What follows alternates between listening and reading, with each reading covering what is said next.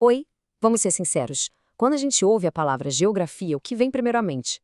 Provavelmente aquelas aulas da escola de decorar capitais, rios, nomes de países, não é mesmo? Bom, e se eu disser que a geografia vai muito, mas muito além disso?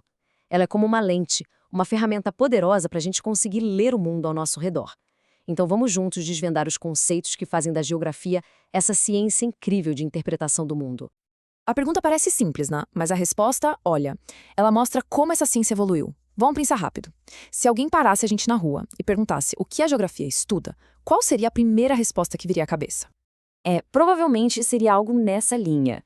Isso é uma herança daquela geografia mais antiga, sabe? Muito focada em descrever e decorar. E claro, saber onde as coisas ficam é importante, sem dúvida. Mas a geografia de hoje vai muito, muito mais fundo. E aqui está o ponto central da nossa conversa. A geografia hoje estuda a relação dinâmica entre a sociedade e a natureza. Ou seja, ela investiga como nós, seres humanos, moldamos o planeta com nossas ações e, ao mesmo tempo, como o ambiente, o clima, o relevo, como tudo isso influencia a nossa vida. É a ciência de um espaço que nunca está parado, está sempre sendo construído. Para a gente entender essa ciência, vamos começar pelo mais próximo, pelo que a gente consegue ver e sentir no dia a dia. Vamos falar sobre dois conceitos-chave: paisagem e lugar. O primeiro passo é a paisagem. O grande geógrafo Milton Santos definiu de um jeito perfeito. Paisagem é tudo aquilo que a nossa percepção alcança. Então, quando olhamos pela janela, não estamos vendo só prédios e árvores. A gente vê uma paisagem, com os sons da rua, os cheiros, o movimento das pessoas. É a cara visível da realidade. E aqui, olha, vale fazer uma distinção super importante para a gente não confundir as coisas. Paisagem para a geografia não é a mesma coisa que paisagismo. Paisagismo é a arte de montar um jardim bonito. Já a paisagem é o nosso objeto de estudo, é o reflexo de tudo que acontece ali, dos processos da natureza e da sociedade. E essa paisagem pode ser basicamente de dois tipos. Tem a paisagem natural, que é resultado da interação dos elementos da natureza, e tem a paisagem humanizada ou cultural, que é quando a gente entra em cena e transforma tudo, seja para plantar, para construir uma indústria ou para levantar uma cidade. Agora, vamos aprofundar um pouco mais para um conceito bem mais pessoal: o lugar. Se a paisagem é o que a gente vê, o lugar é o que a gente vive.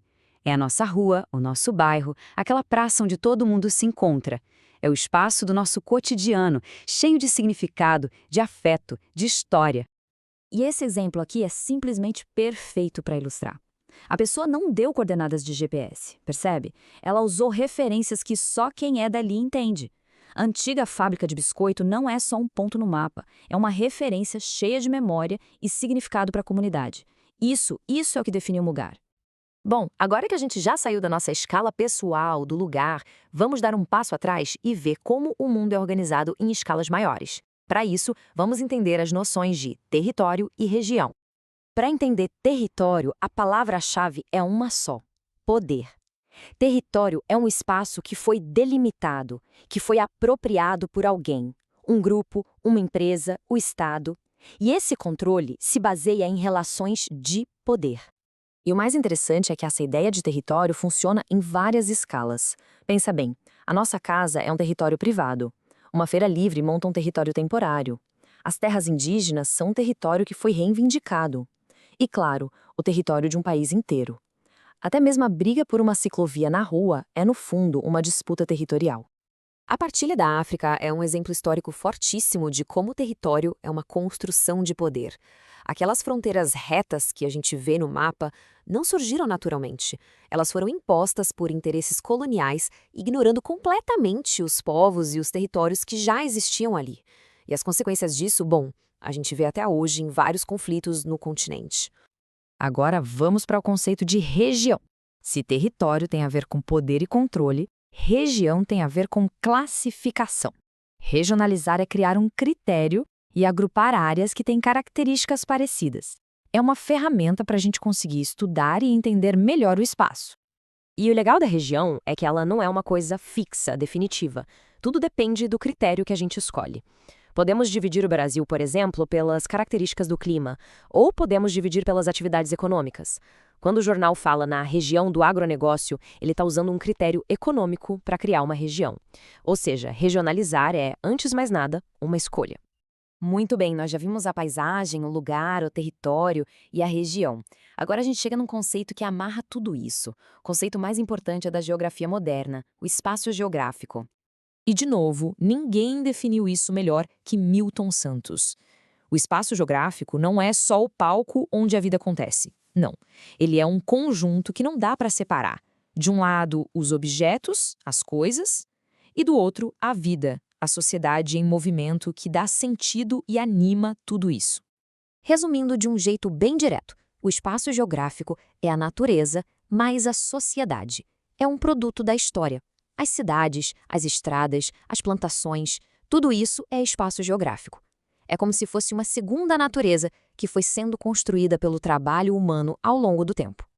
Entender esses 5 conceitos, então, não é só para decorar palavras difíceis. Na verdade, é como ganhar um kit de ferramentas para a gente conseguir interpretar o mundo de um jeito muito mais completo, muito mais profundo. Então, vamos amarrar tudo. A gente começou com a paisagem, aquilo que os olhos veem. Depois, mergulhamos no lugar, o espaço do nosso afeto. Em seguida, expandimos para o território, o espaço definido pelo poder. Organizamos tudo isso com a região, a forma como classificamos. E, no fim, tudo isso junto forma o espaço geográfico, essa mistura de sociedade e natureza que não para de mudar. E por que tudo isso importa, afinal? Importa porque, com essas ferramentas, a gente consegue ler o mundo de verdade. Desde a organização do nosso bairro até entender as notícias sobre conflitos internacionais. A gente passa a enxergar o que está por trás da paisagem, as relações de poder, as identidades, a história. Então, fica aqui o convite. Da próxima vez que alguém olhar pela janela, tente usar essas lentes. O que se vê é uma paisagem, sim, mas é também um lugar cheio de significados. É um território com regras de controle, que faz parte de uma região. E tudo isso junto, fervilhando, é o espaço geográfico. A geografia, no fim das contas, não está só nos livros. Ela está viva, acontecendo agora, aí mesmo, do lado de fora.